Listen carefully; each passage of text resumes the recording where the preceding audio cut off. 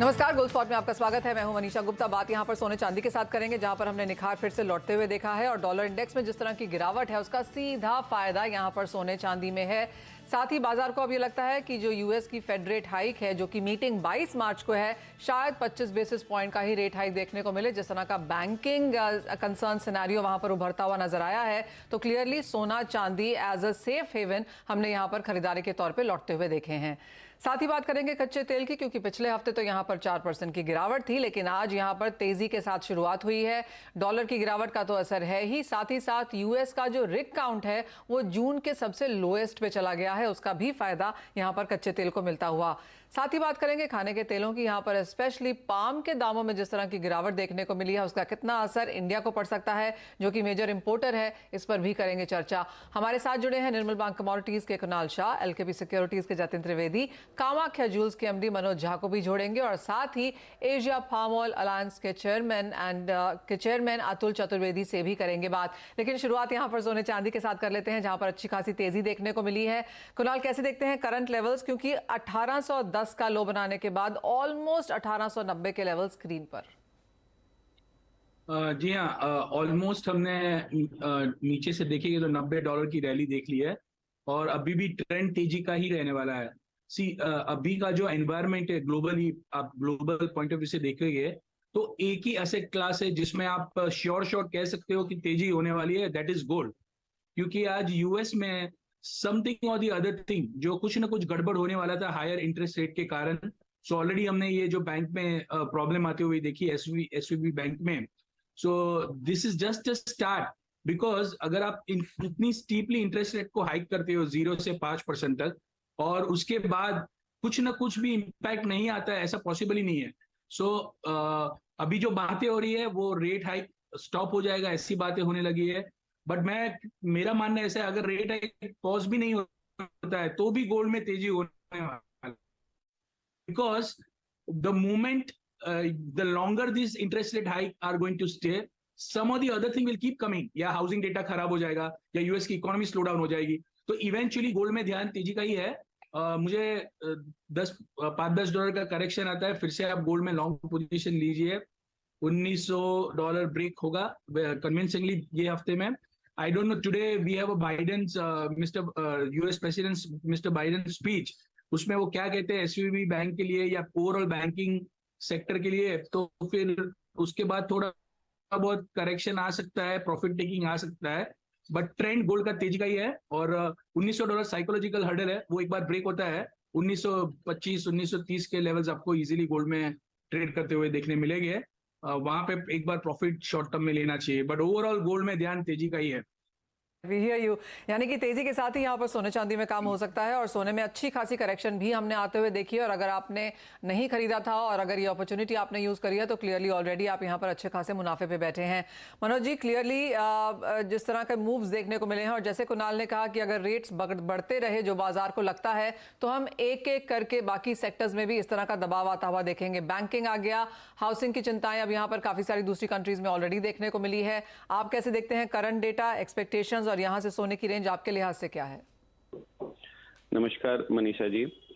देखिए, ये तो यूएस फेड ने भी नहीं एक्सपेक्ट किया था कि सिलिकॉन वैली बैंक जो 16th लार्जेस्ट बैंक है, वो उसका कहीं ना कहीं कोलैप्स होना, क्योंकि इस मंथ के स्टार्टिंग में ही अगर आपने देखा हो तो यूएस कांग्रेस के सामने उन्होंने बोला था कि सभी बैंक स्ट्रांग हैं, ओवरऑल फाइनेंशियल सिस्टम सही है, और इस हिसाब से ही वो कॉन्टिन्यूसली आगे भी रेट हाइक की बातें कर रहे थे और सोच रहे थे। लेकिन ये एक दुर्भाग्यवश इस तरह की चीजें आ गई है, और यूएस डेफिनेटली थोड़ा कहीं ना कहीं पूरा मार्केट एक डरे हुए भाव में आ गया है यूएस का, और उसका ये नतीजा है। लेकिन अब किस तरीके से यूएस गवर्नमेंट सामने आती है और फेड की जो मीटिंग है उसमें किस तरह से इस बैंक जैसे सिलिकॉन बैंक वैली का जो कोलैप्स है उसको किस तरीके से लेते हैं, कितना किस हद तक सपोर्ट करते हैं, जबकि इनिशियल सपोर्ट के लिए तो उन्होंने पहले ही बोल दिया है। तो कहीं ना कहीं गोल्ड को यहाँ पे एक सपोर्ट मिलेगा, जो हम एक्सपेक्ट कर रहे थे कि मार्च महीने में ही गोल्ड को और भी नीचे जाता हुआ देखेंगे, वो उसके ऊपर कहीं ना कहीं अंकुश अब लगता हुआ नजर आ रहा है। लेकिन हमें ये भी देखना पड़ेगा कि ये कल का जो इन्फ्लेशन का डेटा है वो क्या आ रहा है, और जो अभी बातें आ रही हैं कि जो 50 बेसिस पॉइंट से इंक्रीज नहीं करेंगे क्योंकि ये इतना फास्ट जो हॉकिश वे था इंक्रीज करने का, जिसके वजह से ये सिस्टम पे बैंकों के ऊपर इस तरह का प्रेशर आया है। लेकिन मुझे ऐसा लगता है कि ये अभी सिचुएशन बहुत ज़्यादा एनालाइज नहीं कर सकते हैं। मुझे लगता है गोल्ड में बहुत ज़्यादा वॉलेटिलिटी रहेगी अगले एटलीस्ट अगला 3-4-5 दिन, और उसके बाद कहीं ना कहीं गोल्ड थोड़ा स्टेबलाइज होता हुआ नजर आएगा और गोल्ड को बहुत ज़्यादा सपोर्ट नहीं मिलेगा, ये साइडवेज ही चलेगा। तो मेरा ऐसा सोच है कि ये दो डेटा देखना चाहिए, 22 तारीख का फेड का नेक्स्ट अनाउंसमेंट भी देखना चाहिए, तभी गोल्ड पे नया एक कोई कॉल लेना चाहिए। तब तक गोल्ड से कहीं ना कहीं थोड़ा दूर रहना चाहिए। हाँ, एक बात जरूर है, जो इंस्टीट्यूशनल बाइंग है जो वो रुक जाता अगर $1800 के नीचे चला जाता, जो काफी स्ट्रांग बाइंग हो रही थी 1820 के आसपास, उसको काफी अब वापस सपोर्ट मिलेगा और इंस्टीट्यूशनल बाइंग वर्ल्ड वाइड काफी बढ़ेगी गोल्ड में। तो ओवरऑल गोल्ड में थोड़ी मजबूती तो अभी है, लेकिन बहुत ज्यादा तेजी भी मैं नहीं देख रहा हूँ कि $1920-1930 हो जाएगा, लेकिन मैं गोल्ड को भी साइडवेज ही देख रहा हूँ। जहां तक इंडियन मार्केट की बात है तो वो इन्वेस्टर्स अभी बाहर ही थे, और ओवरऑल जो ज्वेलरी की डिमांड है वो बहुत ही कम है, बहुत ही लो स्तर पे है, और ये फ्लक्चुएशन से और भी ज्यादा ज्वेलरी मार्केट को और इन्वेस्टर मार्केट को तकलीफ पहुंचने वाली है।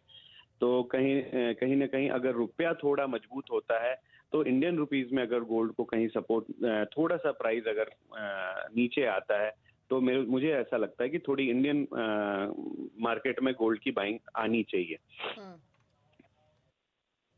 ओके मनोज जी, तो यानी आप ये कह रहे हैं कि एक्चुअल गोल्ड के ट्रेंड को समझने के लिए थोड़ा वेट एंड वॉच मोड रहना चाहिए, जो इन्फ्लेशन डेटा है या फिर फेड की मीटिंग का आउटकम है वो बहुत इंपॉर्टेंट रहेगा। जब आप बोल रहे हैं कि साइडवेज रहेगा, क्योंकि एक तरफ तो हम $1800 के ब्रेक होने की भी एंटिसिपेशन मार्केट में आनी शुरू हो गई थी और अब रिकवरी आते हुए दिखी है, तो इस साइडवेज में अगर डोमेस्टिक मार्केट की बात करें तो क्या रेंज आप एक्सपेक्ट कर रहे हैं?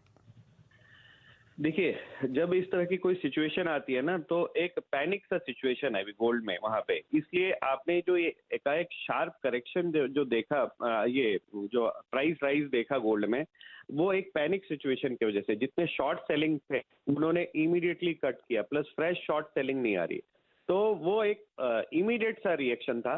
इस 48 आवर्स 72 आवर्स में पहले गोल्ड को सेटल होते हुए देखिए, और अगर जब ये सेटल हो जाता है और रुपया अगर थोड़ा कहीं, चूंकि डॉलर इंडेक्स भी बहुत नीचे है और रुपया अगर थोड़ा सा मजबूत होता है, तो 55,000 के आसपास अगर आपको गोल्ड दिखती है तो मेरे ख्याल से थोड़ी बाइंग आनी चाहिए इंडियन मार्केट में।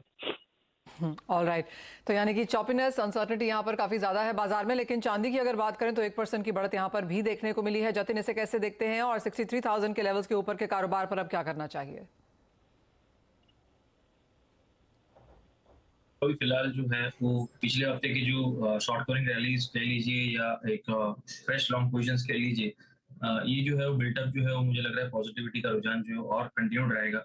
जिस तरह से बुलियंस मार्केट की जो परफॉर्मेंस है वो दोनों ही अंडरलाइंग में अगर देख लें, बुलियंस में गोल्ड और सिल्वर का तो पॉजिटिव का रुझान देखने मिलना चाहिए।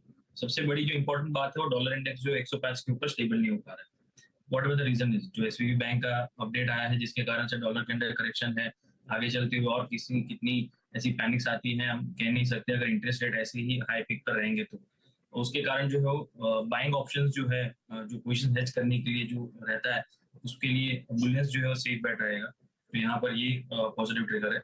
सेकेंडली, रुपए का जो गिरावट है वो कंटिन्यूड है। अभी फिलहाल हम बढ़त के साथ जरूर ट्रेड कर रहे हैं, लेकिन ओपनिंग के बाद अगर मैं देखूं तो रुपए के अंदर फिर से एक स्टेबिलिटी है जहां से बहुत ज्यादा बढ़ नहीं रहा है ओपनिंग के बाद, तो यहाँ पर फिर से थोड़ी बहुत भी गिरावट आनी शुरू हो जाती है रुपए के अंदर, तो फिर से वो डोमेस्टिक प्राइसेस में गोल्ड को सपोर्ट मिलते हुए देखने मिलेगा अपने एमसीएक्स पर।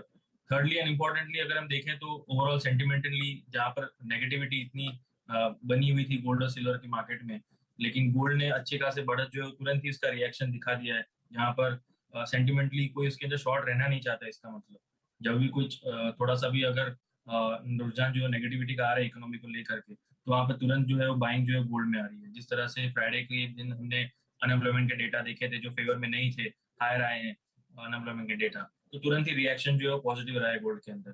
तो गोल्ड और सिल्वर दोनों ही पॉजिटिव लग रहे हैं मुझे आगे चलते हुए यहाँ से, स्पेशली लेवल स्पेसिफिकली जिससे आपने पूछा है 62,000 एक स्ट्रॉन्ग सपोर्टिव प्ले करना चाहिए इस हफ्ते के लिए।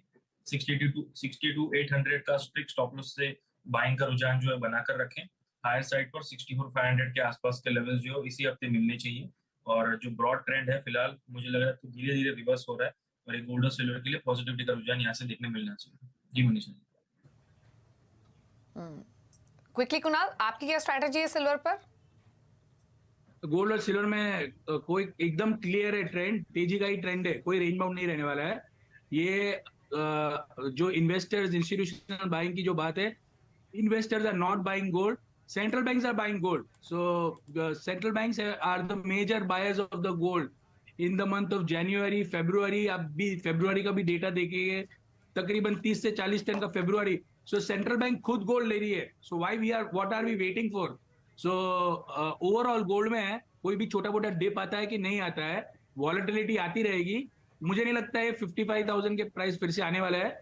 ये 56,000 56,100 कोई भी ऊपर नीचे वो भी आएगा कि नहीं, I don't know. So overall gold में ध्यान तेजी का ही है। गोल्ड में जब central bank who are managing, who are responsible, who are analysing their risk, they themselves are buying gold. हर साल हम देखते थे 300-400 टन, लास्ट साल 1500 टन का बाइंग हुआ है। सो गोल्ड में कोई आने वाले 4 साल तक वॉलेटिलिटी रहेगी, पर कोई मंदी गोल्ड में आने वाली नहीं है। Gold is going to make new high. Okay, चलिए, तो गोल्ड नए हाईज यहाँ से बनाएगा, 55,000 के लेवल दिखेंगे, इसकी प्रोबेबिलिटी कम लग रही है। तो कुणाल तो काफी बुलिश हैं सोने पर। चलिए आगे बढ़ेंगे। मनोज जी, शुक्रिया आपका अपने व्यूज देने के लिए गोल्ड पर। अब बात कर लेते हैं कच्चे तेल की, जहां पर हम हफ्ते के पहले दिन काफी अच्छी तेजी देख रहे हैं, $83 के आसपास